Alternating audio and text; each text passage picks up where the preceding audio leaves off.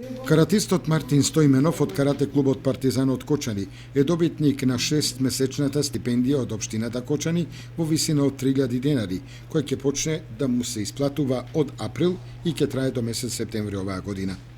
Спортската стипендија се доделува по распишаниот конкурс од страна на градоначалникот Радко Димитровски, со која се предвидуваше доделување на едно стипендирање на спортист спортска надеж на Кочани. Од општината истакнуваат дека спортската стипендија е доделена по втората објава, бидејќи на првата пријавените кандидати не ги исполниле целосно условите со конкурсот.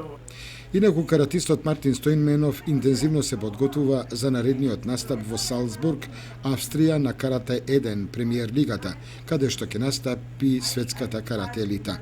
Како што изјави самиот Стојменов за порталот Ипон МК, повредите му ја крателе самодовербата и го спречувале на неколку важни надпреварувања да направи добар резултат, односно да освои медали, но сега, вели Стојменов, се е санирано.